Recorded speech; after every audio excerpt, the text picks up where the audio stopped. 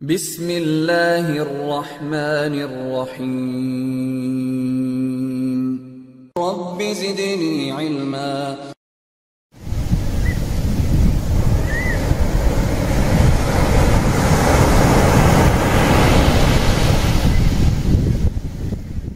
بسم الله الرحمن الرحيم الحمد لله رب العالمين والصلاة والسلام على نبينا محمد وعلى آله وصحبه أجمعين. قال المصنف رحمه الله: حدثني أحمد بن المقدام حدثنا الفضيل بن سليمان حدثنا أبو حازم حدثنا سهل بن سعد الساعدي كنا مع رسول الله صلى الله عليه وسلم في الخندق وهو يحفر ونحن ننقل التراب ويمر بنا فقال: اللهم لا عيش إلا عيش الآخرة فاغفر للأنصار والمهاجرة. بسم الله الحمد لله والصلاة والسلام على رسول الله أما بعد.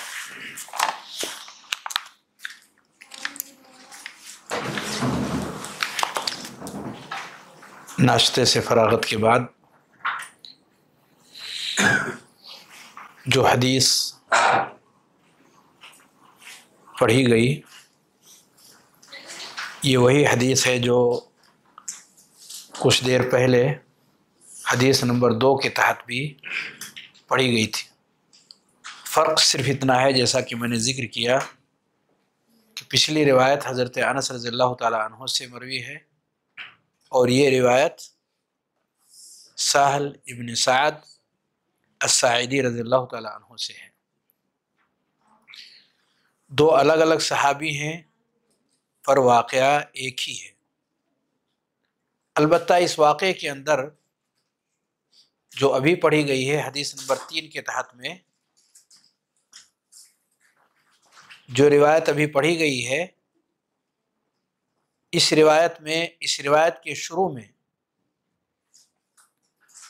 جو بات حضرت سہل رضی اللہ تعالی عنہ نے بیان فرمایا وہ قابل غور ہے۔ کہتے ہیں کننا مع رسول اللہ صلی اللہ علیہ وسلم فی الخندق، کہ ہم رسول کریم صلی اللہ علیہ وسلم کے ساتھ خندق میں تھے۔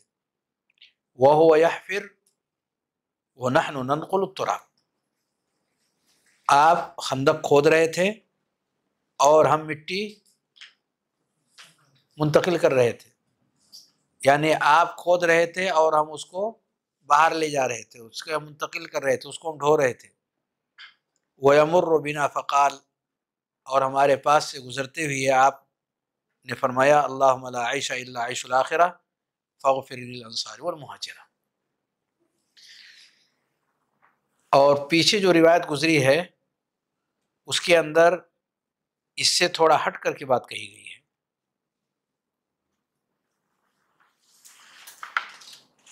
کیا ہے اس کے اندر؟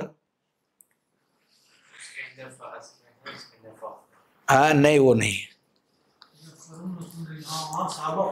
یحفرون الخندق جو حدیث نمبر 4 کے اندر ذکر ہے، یحفرون الخندق، اور حدیث نمبر 3 کے اندر بھی ہے خرج رسول اللہ صلی اللہ علیہ وسلم الی الخندق فاذا المہاجرون والانصار یحفرون، کہ صحابہ کرام یہ خندق کھود رہے تھے۔ اور خندق کھودنے کے ساتھ ساتھ یہ بھی لکھا ہوا وَيَنْقُلُونَ التُّرَابَ عَلَى مُتُونِهِمْ، کہ وہ لوگ مٹی ڈھو رہے تھے اپنے پیٹھ پر رکھ کر۔ یہاں کہا گیا ہے متون، متن کی جمع ہے، اس سے مراد پیٹھ ہے، لیکن پیٹھ کے کس حصے پر رکھ کر کے ڈھوتے تھے اس سے کلیئر نہیں ہوتا۔ آگے ایک روایت ہے اس سے کلیئر ہوتا ہے، وہ حدیث نمبر 13 ہے، 12 ہے، 12 میں اس کے لکھا ہوا ہے وَنَنْقُلُ التُّرَابَ عَلَىٰ أَكْتَادِنَا، یرحمک اللہ، نحن نحفر الخندق، ہم خندق کھود رہے تھے، وَنَنْقُلُ التُّرَابَ عَلَىٰ أَكْتَادِنَا، اور کندھے کے بیچ میں رکھ کر کے اسے ڈھو رہے تھے۔ مجتمع الکتفین، اکتاد کتد کی جمع ہے، اکتاد اس کی جمع ہے کتد، کاف تا دال، یہ اکتاد لکھا ہوا ہے، کتد کی جمع ہے۔ کتف، یہ حصہ کتف کہلاتا ہے، دونوں طرف، اس کے بیچ کا جو حصہ ہے اس کو کتد کہتے ہیں. یہ کتف ہے، وہ کتد ہے. یہ کتف ہے، یہ حصہ کتف. اب اس کے بیچ میں جو حصہ بچتا ہے اس کو کتد کہتے ہیں. اس کو کیا کہتے ہیں؟ کتد.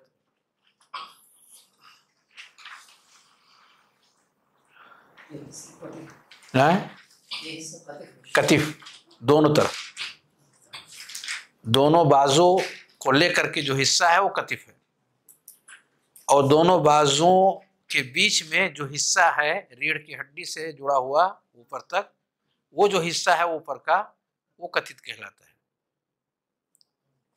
تو صحابہ کہتے ہیں ہم مٹی اسی پر، پیٹھ کے اس حصے پر، دونوں کندھوں کے بیچ میں مٹی وہاں رکھ کر کے ہم ڈھو رہے تھے. اس سے پتہ چلتا ہے کہ وہ ایک مضبوط جگہ ہے کہ اگر بھاری چیز، وزنی چیز وہاں انسان رکھ کر کے چلتا ہے تو وہ آرام کے ساتھ چل سکتا ہے، اور اس کو لے کر کے چلنے میں اتنی پریشانی نہیں ہوگی جتنا کہ اس سے ہٹ کر کے کیا جائے. تو یہ کام صحابہ کرام رضی اللہ تعالی. اچھا 13 نمبر والے میں بھی ہے، وَنَحْنُ نَنْقُلُ التُّرَابَ عَلَىٰ أَكْتَافِنَا، 12 اور 13 دونوں میں ہے. تو یہ دو طرح کی الگ الگ روایتیں ہیں. ایک سے پتہ چلتا ہے کہ نبی کریم صلی اللہ علیہ وسلم خندق کھود رہے تھے، دوسرے سے پتہ چلتا ہے کہ صحابہ کھود رہے تھے. ایک سے پتہ چلتا ہے کہ نبی صلی اللہ علیہ وسلم کھود رہے تھے اور صحابہ اس کو منتقل کر رہے تھے، اور دوسری روایت کے اندر صحابہ خود کھود رہے تھے اور خود ہی منتقل کر رہے تھے. دونوں میں کوئی ٹکراؤ نہیں ہے، دونوں باتیں پائی گئی ہیں. یعنی صحابہ کرام یہ کام بھی کر رہے تھے اور وہ کام بھی کر رہے تھے. کھودنے کے کام میں بھی وہ شریک تھے نبی کریم صلی اللہ علیہ وسلم کے ساتھ، اور ڈھونے والے کام کو بھی صحابہ کرام کر رہے تھے. تو کھدائی میں نبی کریم صلی اللہ علیہ وسلم کے ساتھ وہ لوگ بھی شریک تھے، اور جو کچھ کھدائی کے بعد مٹی یا پتھر اس سے نکلتا تھا اس کو منتقل کرنے کے لیے صحابہ کرام وہ ایک دوسرے کے ساتھ مل جل کر کے اس کو باہر لے جا رہے تھے. یہ ہے واقعہ جو ان تمام احادیث کے اندر پیارے نبی صلی اللہ علیہ وآلہ وسلم اور آپ کے صحابہ سے متعلق غزوہ خندق کی مناسبت سے پیش آیا، اسے ذکر کیا گیا ہے. اس سے ایک واضح سچویشن کھل کر کے سامنے آتی ہے کہ جو پہلی حدیث کے اندر یہ کہا گیا تھا، جو سب سے پہلی حدیث ہے حضرت انس رضی اللہ تعالیٰ عنہ کی، اور جو اس کتاب یعنی کتاب الرقاق سے متعلق ہے، اللہم لا عیش الا عیش الاخرہ فاصلح الانصار والمہاجرہ، یعنی گویا کہ ڈائریکٹ جس کا تعلق رقاق سے ہے، مؤلف نے صرف اسی پر اکتفا کر لیا ہے. باقی جو واقعہ ہے اس کے پہلے اور اس کے بعد ان چیزوں کو یہاں پیش نہیں کیا گیا، پر وہ دوسری جگہوں پر موجود ہے. تو یہ جو دعا پیارے نبی صلی اللہ علیہ وسلم کے زبان مبارک سے صحابہ کرام کے لیے نکلی، اس دعا کے اندر کیا پیغام ہے یا کیا چیز ہے جو نبی کریم صلی اللہ علیہ وسلم ان کو بتانا چاہتے ہیں؟ تأمل کریں کہ انسان کو اللہ رب العالمین نے 2 زندگیاں دی ہیں، ایک دنیوی زندگی اور ایک اخروی زندگی. یہ 2 زندگیاں ہیں، اور یہاں جو بات کہی جا رہی ہے پہلے نفی کی جا رہی ہے ساری زندگیوں کی، اور اس بات کیا جا رہا ہے صرف ایک زندگی کا، اور وہ ہے آخرت کی زندگی. جبکہ حقیقت امر میں معاملہ یہ ہے کہ آخرت کے علاوہ دنیا کی بھی زندگی اللہ نے دی ہے انسانوں کو. معاملہ کیا ہے کہ اللہ نے انسان کو 2 طرح کی زندگیاں دینے کی بات کہی ہے، دنیا کی زندگی اور آخرت کی زندگی، دو الگ الگ زندگیاں ہیں۔ تو یہاں پیارے نبی صلی اللہ علیہ وسلم جو فرما رہے ہیں اللہم لا عیش، یہ نفی، یہ کس چیز کا ہے؟ لا نافیہ للجنس، لا نافیہ للجنس، یعنی جنس عیش کی نفی کی جا رہی ہے کہ کوئی عیش ہے ہی نہیں، کوئی زندگی ہے ہی نہیں سوائے آخرت کی زندگی کے۔ تو اس کا کیا کیا جائے؟ دنیا کی زندگی کا کہاں سے اس کو ثابت کیا جائے؟ ہم لوگ تو ابھی دنیا ہی والی زندگی جی رہے ہیں، اس میں تو نفی کر دی گئی، لا عیش الا عیش الاخرہ، نفی کر دی گئی کہ کوئی زندگی ہے ہی نہیں سوائے آخرت کی زندگی کے۔ زندگی تو ہے، زندگی تو ہے، زندگی بہت محدود ہے، چھوٹی ہے۔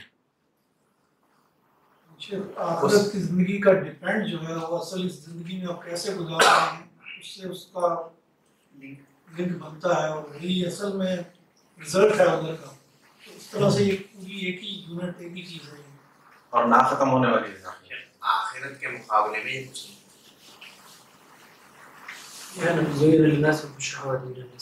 دنیا یعنی دنیا اللہ تعالیٰ نے بنائی ہے، ان چیزوں کا مزین اللہ تعالیٰ کے انسان کے دل کے اندر وما خلقت الجن والانس الا ليعبدون۔ ساری باتیں حق پر مبنی ہیں جو آپ تمام نے ذکر کی ہیں، لیکن میں نے مجال چھوڑا ہوا ہے کیونکہ گنجائش والی چیزیں آتی رہتی ہیں، تو ہر ایک کو کوشش کرنے کا پورا موقع ہے، کیونکہ ہم دنیا کی زندگی جی رہے ہیں تو دنیا کی زندگی کو ثابت کرنا یہ ہمارا حق ہے۔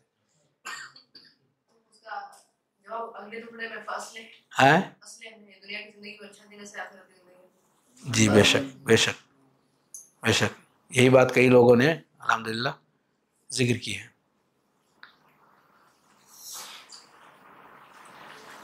نصوص کو اگر سامنے رکھیں گے تو ایک چیز ایسی بھی ہے جس کا آپ تذکرہ نہیں کرنا چاہ رہے ہیں، خاموشی سے اس کو سائڈ کی ہوئی ہے،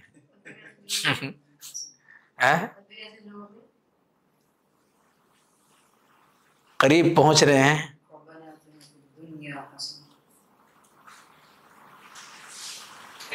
اور جو کتاب الرقاق سے زیادہ قریب ہے،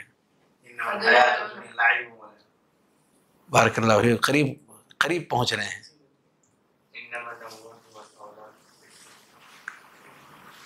کتاب الرقاق سے جس کا بہت گہرا رشتہ ہے،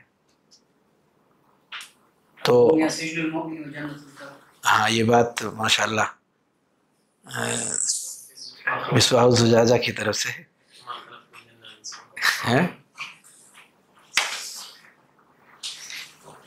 دیکھیے فنا اور بقا کی بات ہے یہاں پہ، بے شک ما عندکم ینفت وما عند اللہ باق، ما عندکم ینفت وما عند اللہ باق، یہ سب فانی چیزیں ہیں، جو یہاں ہیں وہ فانی ہیں۔ پیارے نبی صلی اللہ علیہ وسلم نے لوگوں کو فانی سے باقی کا سفر کروایا، یعنی فانی کو فانی کی حیثیت سے دیکھو، باقی کی حیثیت سے مت دیکھو، تو پھر آپ آخرت کے لیے کر سکیں گے۔ جانتے ہیں ہو کیا رہا ہے؟ فانی کے لیے باقی کی حیثیت سے ہم کوشش کر رہے ہیں، یہاں کا گھر بنانے کے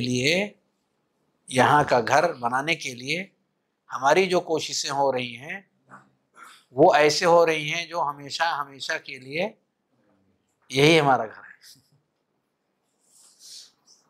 جو ہماری کوششیں ہیں، جو ہمارے تصورات ہیں، جو ہمارے اعمال ہیں، جو ہماری سوچ ہے، تو جس جہت میں ہم چل رہے ہیں اور جس سوچ کے ساتھ چل رہے ہیں، اس سے لگتا نہیں ہے کہ ہم فنا والا معاملہ اس کے ساتھ کر رہے ہیں.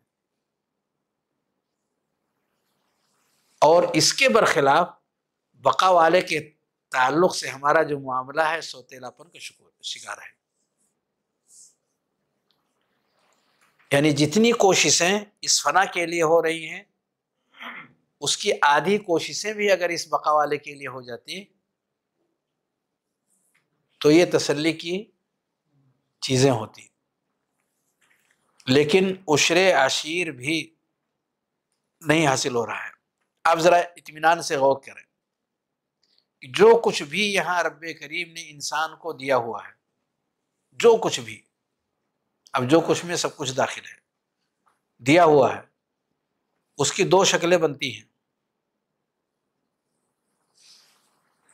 جو کچھ رب نے دیا ہوا ہے، زُیِّنَ لِلنَّاسِ حُبُّ الشَّهَوَاتِ سے لے کر کے آخر تک جو کچھ بھی رب کریم نے یہاں دی ہوئی ہیں، اس کی دو شکل بنتی ہے. نمبر 1 فائدہ اور نقصان. فائدہ اپنے آپ کے لیے فائدہ بھی کر سکتے ہیں، اس میں نقصان ہونے کی. نمبر 2 اما ان یزول عنک و اما ان یزول یعنی ہوا اما ان یزول عنک و اما ان تزول انت عنہ. یہ دو شکلیں بنتی ہیں.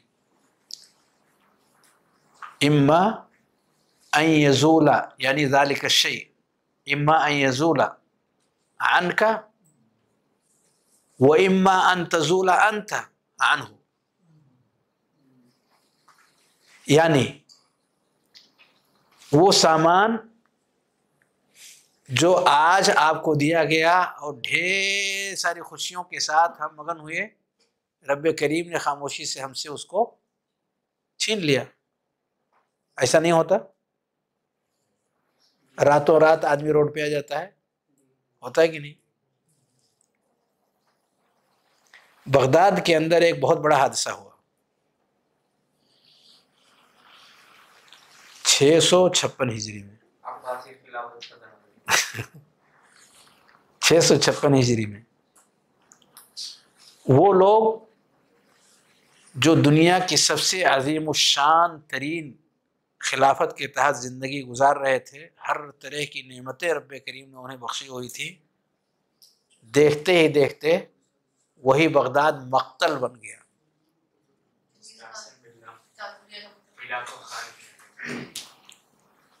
اور نہر دجلہ ایک بار سرخ ہو کر کے بہا کئی دنوں تک، اور پھر وہی کئی دنوں تک کالا ہو کر کے بہنے لگا. سرخ کیوں ہوا؟ خون کی وجہ سے. اور کالا کیوں ہوا؟ کتاب کالی ہے یا سفید ہے؟ جلا دیا. اچھا، کتابوں کو جلا دیا.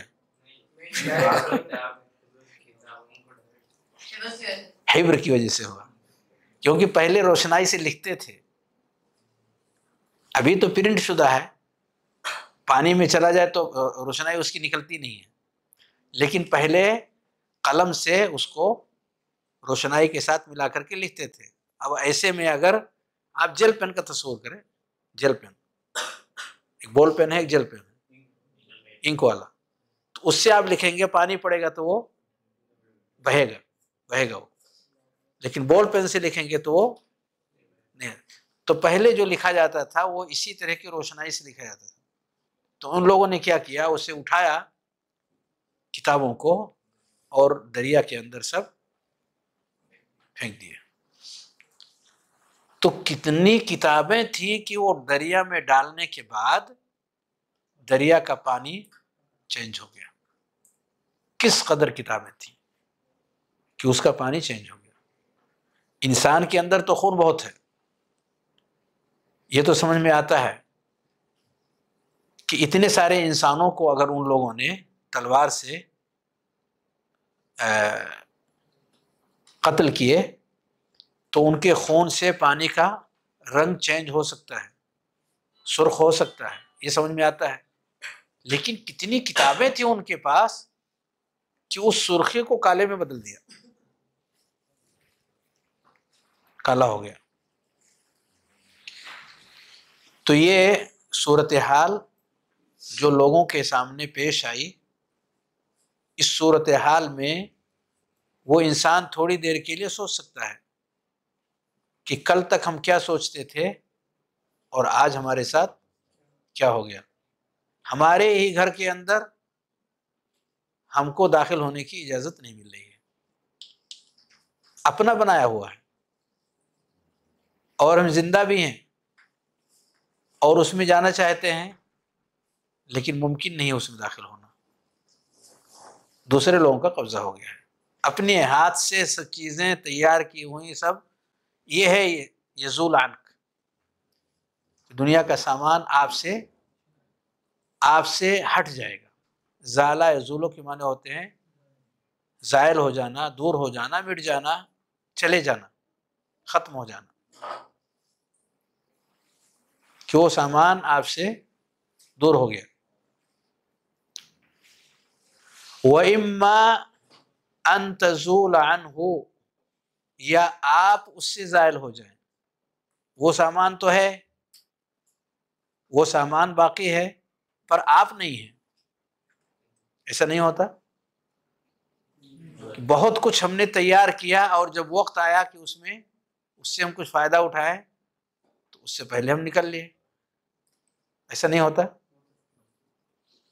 فرعون کو دیکھ لیجئے، رب کریم نے کہا کم ترکوا من جنات وعیون، جنات، عیون، باغات، نہریں، وزروع، کھیتیاں، ومقام کریم، ونعمت کانوا فیہا فاکہین. یہ سب چیزیں انسان کے اپنے ہاتھ کے ذریعے سے جو وجود میں آتی ہیں، اس کی نگرانی میں وہ سب چیزیں اس کے لیے تیار کی جاتی ہیں، تو وہ تو موجود ہیں، پر آپ کہاں گئے؟ دریا میں، وہاں ڈوب گئے. پھر یہ کس کے لیے ہیں؟ دوسروں کے لیے. یہ ہے دراصل دلوں کے اندر نرمی پیدا کرنے والے پوائنٹس، دلوں کے اندر رقت اور رحمت پیدا کرنے کے، کہ جس چیز پر انسان کی توجہ ہے اس کو بقا نہیں ہے، اس کو زوال ہے، اس کو بھی زوال ہے اور اس کو بھی زوال ہے، ان دونوں کو زوال ہے. کبھی وہ پہلے زائل ہوتا، کبھی ہم پہلے زائل ہوتے، دونوں میں سے کوئی نہ کوئی پہلے زائل ہوتا، پر زائل دونوں کو ہونا ہے. پر بقا اگر ہے تو اس گھر کو ہے کہ اگر کوئی شخص دنیا میں اس رب کی رضا کے لیے اگر کوئی گھر بنا دیتا ہے تو اس کا گھر بن گیا، وہ ٹوٹ سکتا، پھر لہو مثلہ فی الجنہ یبتغی بہ وجہ اللہ. تو اگر دنیا کے اندر کسی شخص نے رب کی رضا کے خاطر نماز پڑھنے کے ارادے سے گھر بنا دیا تو کیا اس کے گھر پر کوئی آنچ آ سکتی ہے؟ اسی کا تذکرہ ہے وما عند اللہ باق. جو رب کے حوالے سے ہم نے کام کر دیا اس میں بقا ہے. ایک شخص ہے 24 گھنٹے کے اندر ایک کام کا اہتمام کیا اور وہ ہے 2 رکعت 4 رکعت 2 رکعت 4 رکعت 2 رکعت 4 رکعت، یہاں تک کہ 12 کی تعداد پورا کر لیا. کتنی تعداد؟ 12 کی رکعت پوری کر لیا. تو رب کریم اس کے لیے کیا بنائے گا؟ جنت میں ایک گھر بنائے گا. عظیم الشان ہے کہ نہیں؟ لیکن گھر بنانے کے بعد ہر انسان کی خواہش رہتی ہے کہ وہاں آگے پیچھے درخت ہوں اور اس طرح کی بہت ساری چیزیں ہوں. سبحان اللہ، الحمدللہ، ولا الہ الا اللہ، اللہ اکبر، غرست لہ نخلۃ فی الجنہ. تو گھر تو بن گیا، لیکن گھر کے سامنے، گھر کے سائڈ میں، گھر کے پیچھے وہ منظر کتنا خوبصورت رہے گا اس گھر کا جہاں پہ اس طرح کی جگہ جگہ درخت لگے ہوں. تو یہ بقا والی چیزیں ہیں جو جس پر انسان کم دھیان دیتا ہے. اس تصور کے ساتھ کاموں کو انسان انجام دے. اسی لیے نبی کریم صلی اللہ علیہ وسلم نے کہا لا عیش الا عیش الاخرہ. لا عیش، وہاں کسی چیز کو زوال ہے ہی نہیں ہے.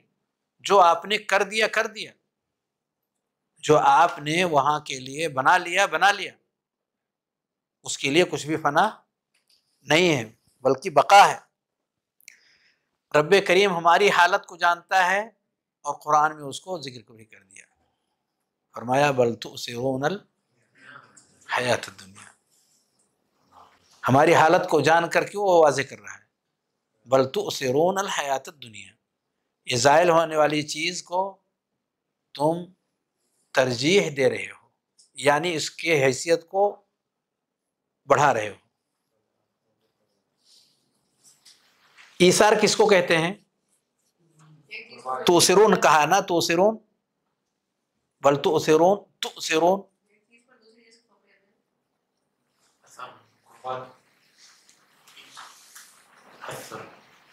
کوئی مثال دیں، کوئی مثال دیں جس سے سمجھ میں آ سکے. ایک آدمی کھانا ہے، ہاں، کھانا چھوڑ کے دوسرے کو خود نہ کھائے، کھانا اتنا ہی ہے، خود نہ کھائے، وہ کھانا کسی اور کو دے دے کھانے کے لیے. اس کو کہتے ہیں ایثار. دوسرے کو اپنے اوپر ترجیح دے دینا، دوسرے کو اپنے اوپر ترجیح دے دینا. وَأَثَرَةٍ عَلَيْنَا، وَأَثَرَةٍ عَلَيْنَا، کتاب الامراء فی صحیح مسلم. الامراء، کتاب الامارہ فی صحیح مسلم. وَأَثَرَةٍ عَلَيْنَا، کیا مطلب وَأَثَرَةٍ عَلَيْنَا؟ نہیں سمجھا. اپنی ذات کو کسی کو ترجیح دیں.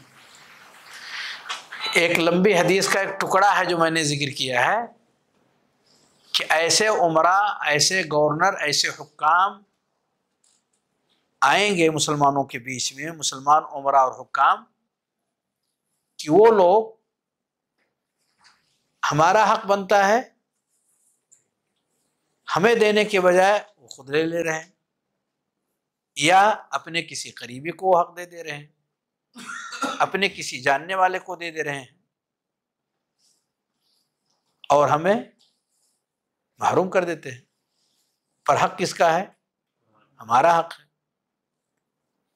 ایسے عمرہ آئیں گے، ایسا نبی کریم صلی اللہ علیہ وسلم نے کہا. تو جب ایسے عمرہ آئیں گے تو تمہارا کام کیا ہوگا؟ جب وہ یہ کام کریں گے تمہارے بیچ میں تو تمہیں کیا کرنا ہوگا؟ یہ ان کا کام ہے، پر تمہارا کام کیا ہوگا؟ نبی کریم صلی اللہ علیہ وسلم نے کہا السمع والطاعہ. صبر میں کئی شکلیں ہوتی ہیں کہ آدمی مجبوراً مان تو لیا لیکن دل قبول نہیں کر رہا ہے. مان لیا، آپ کہہ رہے ہو تو میں مان لیتا ہوں، لیکن دل قبول نہیں کر رہا ہے. یہاں قبولیت کا ایسا درجہ ہمارے اندر آنا چاہیے کہ ان کی باتوں کو اچھے سے سننا بھی ہے اور کہی ہوئی باتوں پر عمل کرنا بھی ہے. السمع والطاعہ کے ساتھ صبر کرنا ہے. السمع والطاعہ، اور یہ بغیر اندر دل کے اندر مانے بغیر یہ ممکن نہیں ہے. دل کے اندر جن لوگوں نے اس کو قبول نہیں کیا ہے وہ موقع کی تاڑ میں رہتے ہیں، تلاش میں رہتے ہیں، اور جھٹ سے ان کے خلاف زمین ہموار کر دیتے ہیں. جھٹ سے زمین ہموار کر دیتے ہیں، ہمیشہ موقع کی تاک میں رہیں گے. جب بھی انہیں کوئی چانس کوئی موقع آتا ہے تو ایسے عمراء اور ایسے حکام کے خلاف وہ زمین ہموار کرنے، گفتگو کرنے، ایسے لوگوں کو کھڑا کرنے اور کچھ نہ کچھ ماحول بنانے کی کوشش کرتے ہیں، کیونکہ السمع والطاعہ کا جذبہ نہیں آیا۔ صبر یعنی برداشت کیا مجبوراً، مرتے کیا نہ کرتے، پر سمع و طاعت نہیں آیا۔ لیکن جب تک سمع و طاعت نہیں آئے گا، اس اثرہ پر، یہ اثرہ جس کا ذکر ہوا، اس ترجیحی بنیادوں پر، مال اور دولت اور دیگر حقوق میں ظلم اور زیادتی کے رویے پر اگر صبر کے ساتھ سمع اور طاعت نہیں آیا تو ہم، جیسا کہ نبی کریم صلی اللہ علیہ وسلم نے اطاعت کی بات کہی ہے، ہم ان میں سے نہیں ہوں گے۔ اور اسرا ہی نہیں، نبی صلی اللہ علیہ وسلم نے کہا وَإِن ضَرَبَ ظَهْرَكَ وَأَخَذَ مَالَكَ، وَإِن ضَرَبَ ظَهْرَكَ وَأَخَذَ مَالَكَ، گرچہ ناحق وہ تمہیں پیٹے اور ناحق تمہارے مال کو ہڑپ کر لے، کوئی حق نہیں بنتا، سینہ تان کے کھڑے مت ہو، ہم حق پر ہیں نا، ہم نہیں ڈرتے، ایسا نہیں کرنا ہے کہ بھئی ہم حق پر ہیں، مال ہمارا ہے، بلا وجہ ہمارے اوپر زیادتی ہو رہی ہے، ہم بولیں گے، ہم لکھیں گے میڈیا میں، ہم دنیا والوں میں پیش کریں گے کہ یہ سب زیادتی ہو رہی ہے ہمارے خلاف، بولتے ہیں نا ایسا؟ ایسا لوگ بولتے ہیں کہ نہیں بولتے ہیں؟ کر سکتے ہیں ایسا؟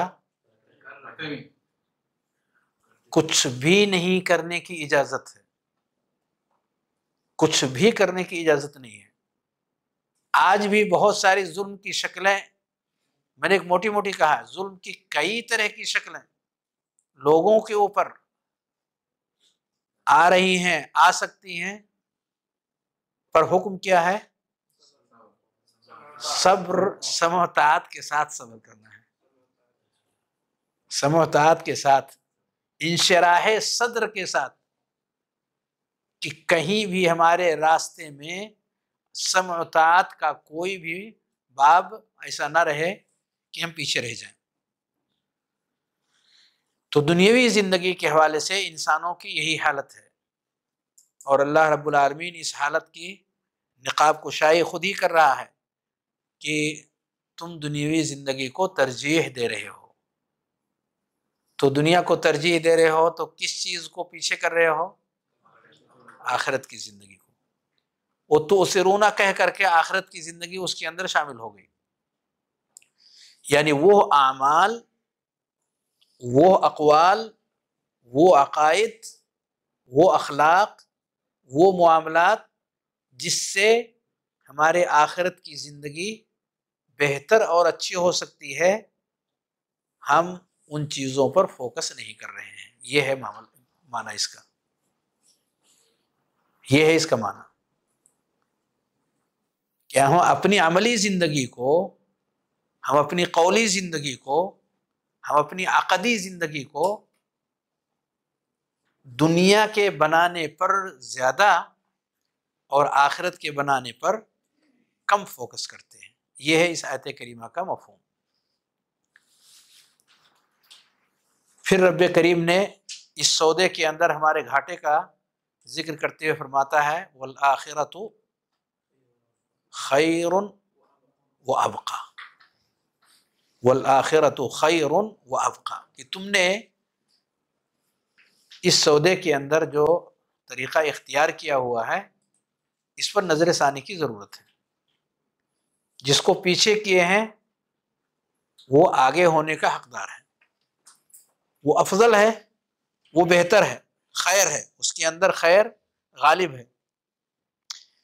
یعنی نعمتوں کے اعتبار سے اگر تم دنیا کی نعمتوں کو پسند کر رہے ہو اور اسے اختیار کرنے کے لیے اپنا زور صرف کر رہے ہو اور اپنی قوتیں لگا رہے ہیں اور اپنی محنتیں صرف کر رہے ہیں ان نعمتوں کو پانے کے لیے جو ہمارے ارد گرد ہیں، تو یہ تمہاری بھول ہے۔ اس سے بڑھ کر کے نعمتیں ہیں جو رب تمہیں دینا چاہتا ہے۔ یہ ہے خیر کمانا۔ خیر کمانا کیا ہے؟ کہ جن نعمتوں کو حاصل کرنے کے لیے آپ کا یہ تصرف ہے، آپ کا یہ سسٹم اور طریقہ ہے، ان نعمتوں کو حاصل کر لینے کے لیے، پا لینے کے لیے، حالانکہ مباح ہیں، جائز ہیں، ہم حاصل کر سکتے ہیں، لیکن خیریت اور افضلیت کا معاملہ اگر آپ کے ذہن میں رہے تو ان نعمتوں سے کہیں بڑھ کر کے وہ نعمتیں ہیں جو رب کریم آپ کو دینا چاہتا ہے۔ ایسے ہی تو معنی اس کا ہے خیرون کا، وہ اچھے ہیں۔ کیا چیزیں اچھی ہیں؟ آخرت میں کیا چیزیں اچھی ہیں؟ نعمتیں ہی تو اللہ رب العالمین دے گا آخرت کے اندر۔ وہاں کی زندگی کے اندر طرح طرح کی نعمتیں، انسان کی چاہت کے اعتبار سے نعمتیں ہی تو ہوں گی، اور آگے ان نعمتوں کا تذکرہ بھی آئے گا، جیسا کہ کل کے درس میں نے ذکر کیا کہ چھوٹی سی جگہ جو جنت کے اندر انسان کو ملے گی، وہ پوری دنیا کی تمام چیزوں کی اکٹھا کر لینے کے باوجود خیر من الدنیا وما فیہا، اس سے افضل ہے، اس سے بہتر ہے۔ مسلمان کو اس پر یقین آتا ہے، ایسا نہیں کہ اسے یقین نہیں ہے۔ ایمان جس درجہ اس کا موجود ہے اسی درجہ یقین رب کریم کے اس وعدے پر ہے، لیکن اگر اس کے ایمان کے اندر ضعف اور کمزوری ہے تو یقین بھی اسی درجہ کم ہو جاتا ہے، گرچہ زبان سے کہے نہیں مجھے پورا یقین ہے، گرچہ زبان سے کہے مجھے پورا یقین ہے، لیکن ایمان کے درجے کے اعتبار سے یقین کا درجہ بھی گھٹ جاتا ہے۔ یقین کیسے بڑھے گا؟ ایمان کے بڑھنے کے ساتھ ساتھ۔ اور ایمان کیسے بڑھے گا؟ یزید بالطاعہ وینقص بالمعصیہ، کہ اطاعت کے کام جب انسان کی زندگی میں آئیں گے تو اس سے ایمان بڑھے گا۔ یعنی ہم نمازیں پڑھتے ہیں تو اس سے ایمان بڑھتا ہے، تلاوت قرآن کرتے ہیں تو اس سے ایمان بڑھتا ہے، اور ہم اس کلاس میں بیٹھے ہوئے کچھ سیکھنے کی کوشش کر رہے ہیں تو اس سے ایمان بڑھتا ہے۔ یہاں تک کہ نبی کریم صلی اللہ علیہ وسلم نے کہا الایمان بضع وسبعون شعبہ، اعلاها قول لا الہ الا اللہ وادناها اماطۃ الاذى عن الطریق والحیاء شعبۃ من الایمان۔ 70 سے زائد ایمان کی شاخیں ہیں، 70 سے زائد ایمان کی شاخیں ہیں۔ جب یہ شاخیں ہماری زندگی میں آتی ہیں تو ہمارا ایمان، بھائی 5 چیز اگر ہمارے جیب میں ہے تو 5 ہی تو رہے گا، 50 اگر نہیں ہے تو گھٹ گیا، اور 5 کو ہم نے جب بڑھانا شروع کر دیا تو جیسے جیسے ایک ایک چیزیں اس کے اندر آتی جائیں گی، 6 ہوگا، 7 ہوگا، 8 ہوگا، 9 ہوگا، 10 ہوگا، یہ بڑھتا جائے گا۔ لیکن اسی کے اپوزٹ میں ایمان سے ہٹ کر کے جو چیزیں ہیں وہ جب ہماری زندگی کے اندر آتی ہیں تو پھر وہی ایمان گھٹتا ہے، پھر وہی ایمان اپنے شاخوں کے ساتھ ساتھ کمزوری کی طرف چلا جاتا ہے۔ ایمان بڑھانے والی چیزیں اور ایمان کو گھٹانے والی چیزیں جس درجہ ہماری زندگی کے اندر آئیں گی اسی درجہ ہمارا یقین بڑھے یا گھٹے گا۔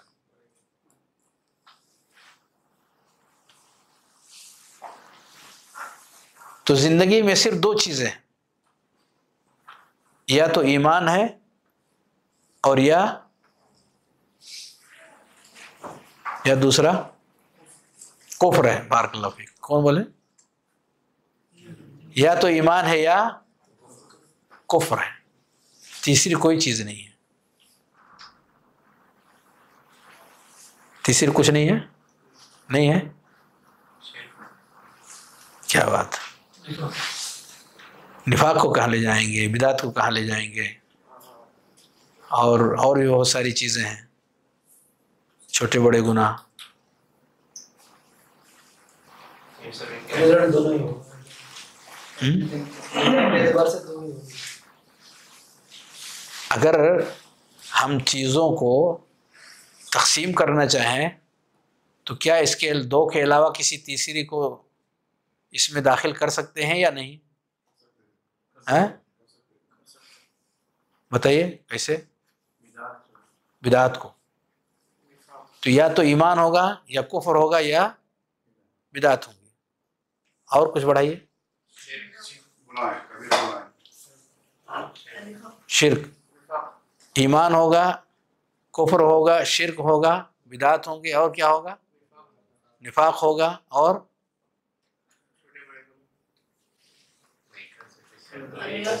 دو ہی ہیں. کیا بات،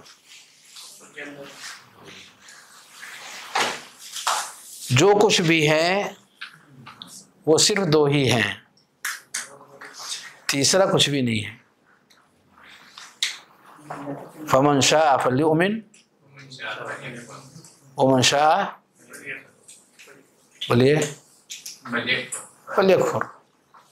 تیسری کیا ہے؟ نفاق میں اصل کیا ہے؟ نفاق میں اصل کیا ہے؟ اظہار الایمان و اخفاء الکفر. ایمان کو زبان سے ظاہر کرتا ہے اور دل میں، تو ایمان اور کفری تو ہوا اس کے پاس بھی ہے. نفاق کے اندر بھئی زبان کا اعتبار کریں گے تو ایمان ہے، دل کا اعتبار کریں گے تو کفر ہے. ہاں اب آپ لوگ بتائیے بدعت کو کیسے لے جائیں، کہاں لے جائیں؟ بدعت کو کہاں لے جائیں گے؟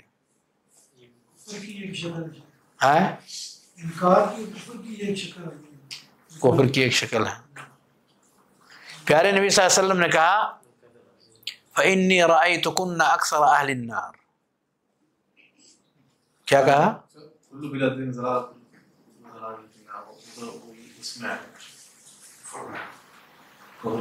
آ جائے گا. پیارے نبی صلی اللہ علیہ وسلم نے کہا فإنی رأیتکن اکثر اہل النار، میں نے تمہاری اکثریت کو جہنم میں دیکھا ہے. وجہ کیا بتایا آپ نے؟ بعض روایتوں میں ہے یکفرنا، یکفرنا. تو پوچھا گیا ایکفرنا باللہ، پوچھا گیا ایکفرنا باللہ، پتہ چلا کہ کفر باللہ بھی ہے اور کفر بغیر اللہ بھی ہے. ایکفرنا باللہ قال لا یکفرنا العشیر یا تکفرنا العشیر. عشیر کے معنی شوہر، شوہر کی نافرمانی کرتی ہیں. اس کو کس چیز سے تعبیر کیا نبی صلی اللہ علیہ وسلم نے؟ کفر سے.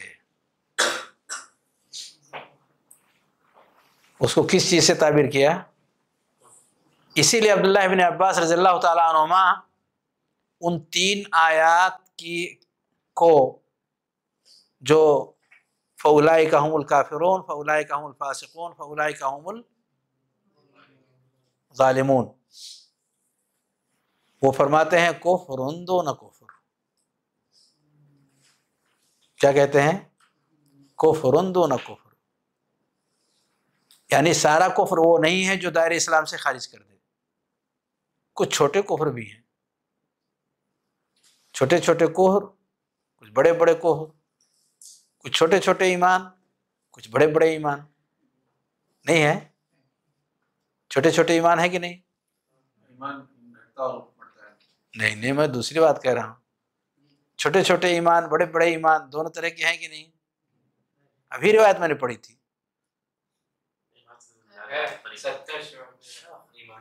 اعلیٰ اس میں ہے کہ نہیں ہے؟ تو اعلیٰ کا مطلب چھوٹا ایمان،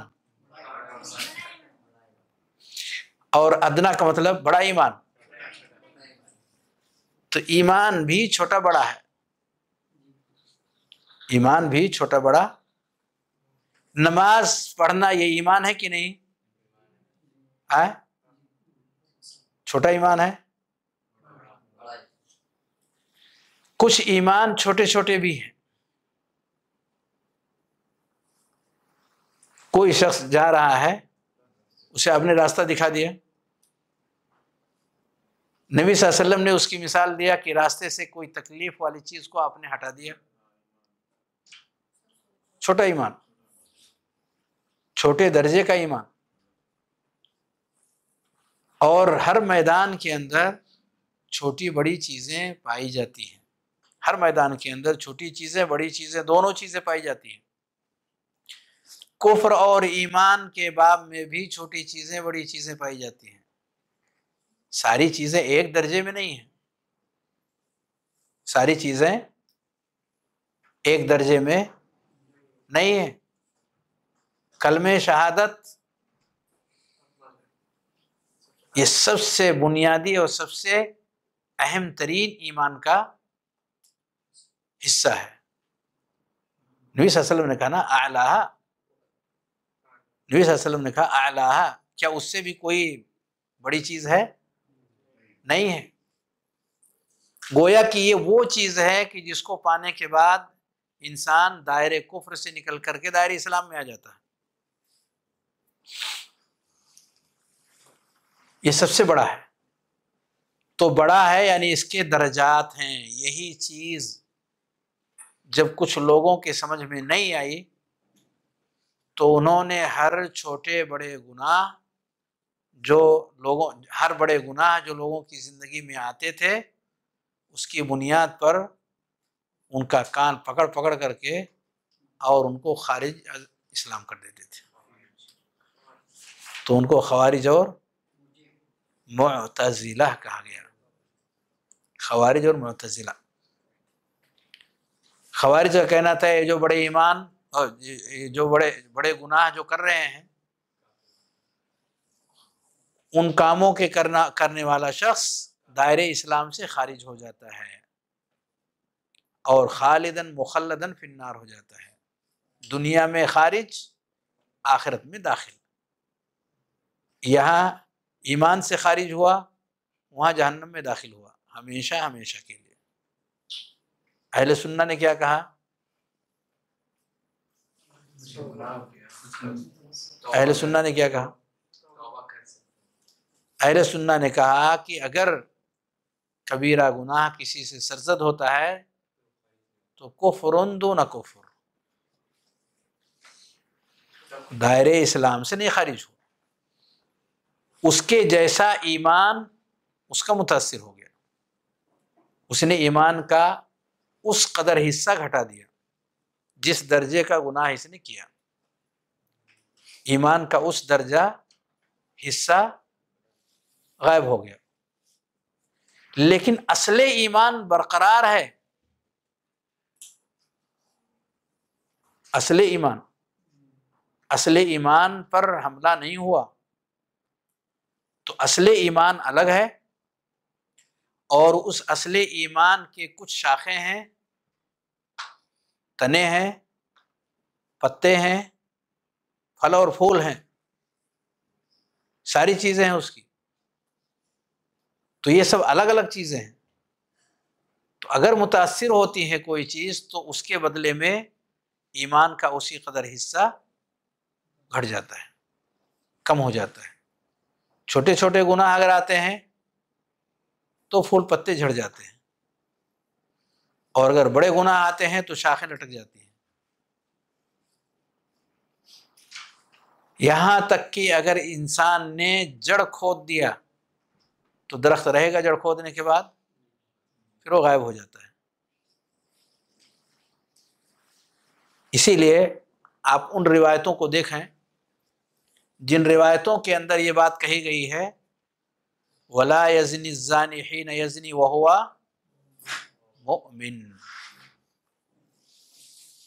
ولا یشرب الشارب حین یشربها وہو مؤمن. چور کے بارے میں بھی ہے. تو اس کا کیا مطلب ہوا کہ ایک شخص گناہ کا یہ عمل کرتا ہے، چوری کا عمل ہو، شراب پینے کا عمل ہو، زنا کا عمل ہو، اس طرح کے کچھ اعمال کا نبی کریم صلی اللہ علیہ وسلم نے تذکرہ کیا، یہ بڑے گناہ والے ہیں نا اعمال. تو نبی صلی اللہ علیہ وسلم نے کہا وہ مومن ہوتا ہی نہیں ہے. وہ شخص جو مومن نہیں رہے گا وہ کیا ہوگا؟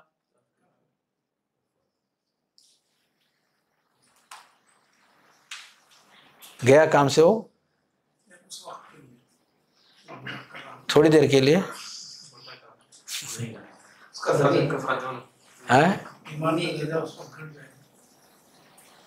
کیا ایسے ہی ایمان رہتا ہے کہ آپ آرام سے اپنا کام کیجئے، میں بھی بعد میں آتا ہوں؟ ہاں، ایمان ایسے ہی ہے کہ اگر کوئی برائی کرنا چاہتا ہے تو کہتا ہے میں تب تک کے لیے آپ سے دور ہو جاتا ہوں، آپ فارغ ہو جائیے پھر بتائیے میں آتا ہوں. ایسا ہے؟ ایسا نہیں ہے، اس طرح نہیں ہے. ابھی جو چیز میں نے ذکر کیا ہے اسی کی روشنی میں اس کو سمجھ سکتے ہیں. اس وقت تو مومن نہیں رہے گا، اگر اس انتقال ہوگا تو بغیر ایمان کو جہنم میں ہمیشہ ہمیشہ کے لیے جائے گا. اللہ کی مشیت ایمان کی نفی کر دی گئی. نہیں، اصل ایمان تو اس کے دل کے اندر رہے گا، لیکن اس وقت اس کی کیفیت جو ہوگی. پر یہاں کہہ دیا گیا ہے کہ وہ مومن نہیں رہے گا. تو جب مومن نہیں رہے گا تو ایک ہی چیز ہے، کامل نہیں رہے گا.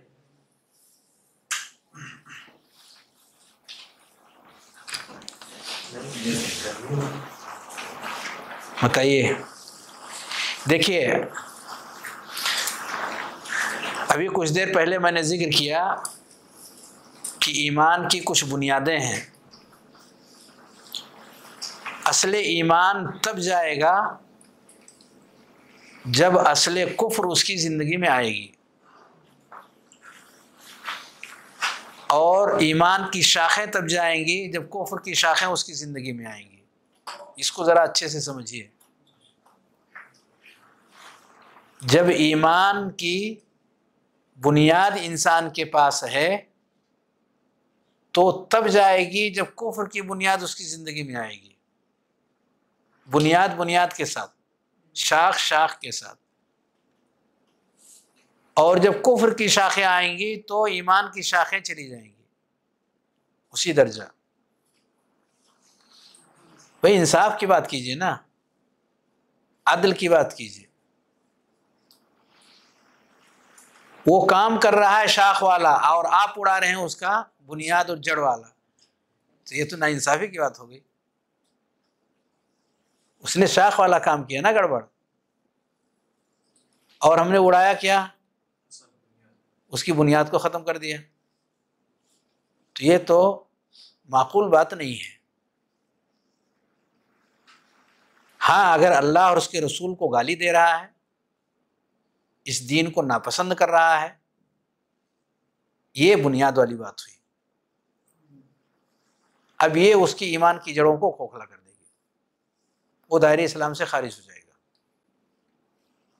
تو کچھ ایسے کام، کچھ ایسی باتیں، کچھ ایسے عقیدے ہیں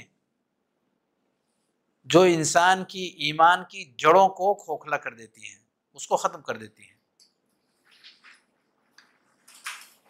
اور اس کے علاوہ کچھ کبیرہ گناہ ہیں، کچھ کبیرہ گناہ ہیں، اور یہ کبیرہ گناہ کفر کی شاخیں ہیں. جو یہ جڑیں، جس کی کفر کی جڑیں، جس کا ابھی ذکر کیا گیا، نواقض اسلام، جس کو آپ لوگ کئی بار پڑھ چکے ہوں گے. کفر کی جو شاخیں ہیں جب وہ انسان کی زندگی میں آئیں گی تو ایمان کی شاخیں اسی کے ساتھ ساتھ چلی جائیں گی. تو اب پہلے بنیاد رکھیے اصل ایمان کی. پہلے بنیاد کس کی رکھیں گے؟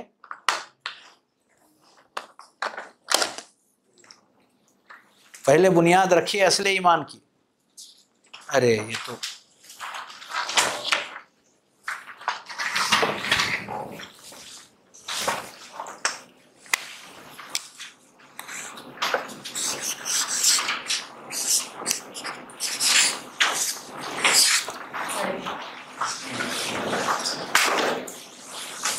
یہ جڑ ہے. اب آپ لوگوں میں سے اگر کوئی رسام ہوں گے تو درخت پورا بھی بنا سکتے ہیں.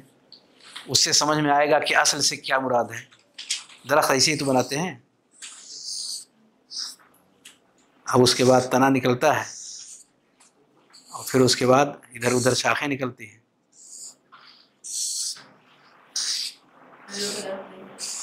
اب مجھے اس میں نہیں آتا. کچھ بھی ایسے کر لیجیے. ایسے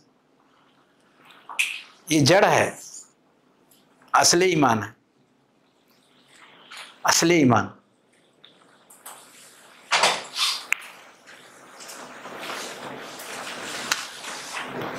اور ایک ہے کمال الایمان الواجب.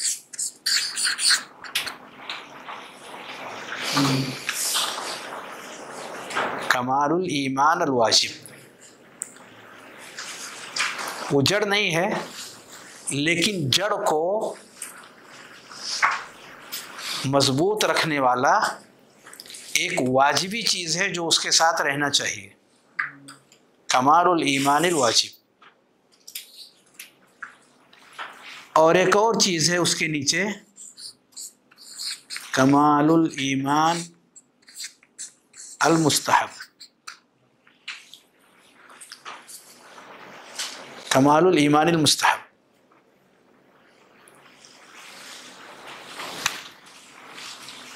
اب اسی کے ساتھ ساتھ کفر کی بھی جڑیں ہیں.